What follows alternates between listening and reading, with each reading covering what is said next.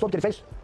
Bom, pra falar de convocação, acho que a gente precisa um pouquinho mais de tempo e tal, assim. Eu acho que o que tá acontecendo com o Ancelotti é uma coisa, vamos botar assim, o Ancelotti é um fenômeno, se a gente analisar. O Ancelotti, nós estamos falando de um dos maiores treinadores da história do futebol. A gente não tá falando de um cara que é bom hoje. O cara não tem uma história de anos e anos vencendo em qualquer lugar. O cara ganhou em qualquer lugar. Eu acho que a maior capacidade dele é que ele consegue realmente ele consegue entrar na cabeça das pessoas, principalmente dos seus jogadores. Então ele entra em simbiose com o lugar, né? E já está acontecendo isso aqui no Brasil. Acho que há pouco tempo, ele ainda tem um português pra melhorar um pouquinho, mas o cara não tem um carisma natural, ele não nasceu carismático, mas ele construiu um modo de se comportar que as pessoas amam, aonde ele passa. Então assim, eu acho que o Brasil, só isso poderia dar ao Brasil uma luz, para que as pessoas, acho que isso aí vem muito em função disso, na minha opinião. Se fosse um outro treinador no momento de hoje, eu não sei se teria uma unidade tão grande. Eu acho que ele tá dando um pouco essa unidade. Vamos botar assim, eu não quero ser polêmico, mas ele calou uma crise profunda da CBF. Ele calou. Uma crise política profunda. Ele calou isso, né? Ninguém fala mais disso, porque nós estamos numa trégua de um ano antes da Copa do Mundo, com o melhor treinador do mundo, com uma esperança de que isso se organize, apesar dos pesares. Vamos botar assim.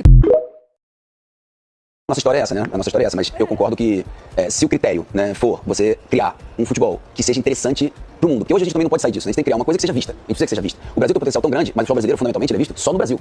E isso eu acho que é um grande desperdício, porque não existe tantos países que poderiam ter um campeonato como o futebol brasileiro, com 10 times grandes, com times que têm 30 milhões de torcedores, que tem estádios com essa capacidade, a situação financeira que nós temos nos permitiria. Então, assim, você ter um campeonato que é só visto aqui, assim, são várias coisas. O campeonato se chama Brasileirão. É um nome que ninguém pode reconhecer. O Brasileirão é um brasileiro alto, não é um campeonato de futebol. Você tem que criar o que é um campeonato de futebol. Tudo é uma liga, Premier League, isso aí é uma liga de futebol. Então, assim, hoje nós estamos nascendo ligas que a gente não sabe o nome, LBV, LBU, Liga de Futebol União, Libra. Eu acho que a gente tem que pensar uma coisa muito mais abrangente. Quem sou eu para estar aqui agora dizendo? Os campeonatos estaduais são frutos das federações estaduais, que são elas que votam num presidente e que mantêm um status quo que nós estamos vivendo. Então, assim, eu não quero entrar nisso, a gente vê que faz futebol, mas é impossível. Você sabe o que você tá falando. Você tem toda a experiência. Certo, mas assim, eu tô o cara que eu sou fora, venho aqui fora.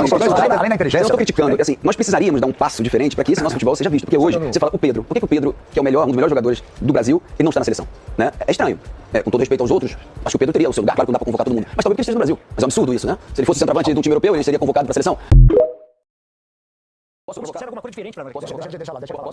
A formação do treinador brasileiro, ela está onde?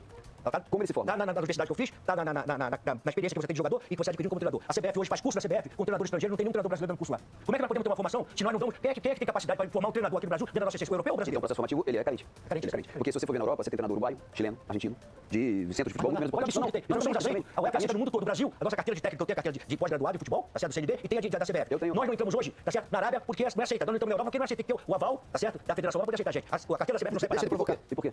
Porque a cultura é nossa. Porque nunca foi reconhecido um curso brasileiro que é o treinador no espaço internacional. Então, assim, isso é uma questão estrutural. Eu não quero entrar nessa discussão porque ela é complicada, eu não quero ser polêmico, mas aí você toca nisso aí eu começo a meditar. Aí, não, a gente tá no sentido que eu tenho a minha opinião sobre o problema. Assim, no Brasil, nós tivemos sempre aquela coisa do jogador que é o talento natural que chegou. Os treinadores nunca foram valorizados. Os nossos campeões do mundo aqui, eles não foram treinadores de grandes times no mundo inteiro, né? Foram no Brasil, o Barreira, o Zagallo, que foram campeões, eles não foram treinadores em outros centros, grandes treinadores, mas não foram porque justamente o Brasil não foi reconhecido. Eu acho que nós não nos organizamos para que isso acontecesse. O processo formativo de um treinador, o processo formativo do preparador físico, o processo formativo, ele tem que ter um lado futebol, não só a universidade. Ele tem que ter um lado onde só quem pode fazer isso é o setor técnico de uma federação. Ele tem que estabelecer, ele tem que criar uma gramática para que ele forme e uma forma, digamos, prática para que ele seja formado. Hoje é empírico. Você vai treinando, vai subindo.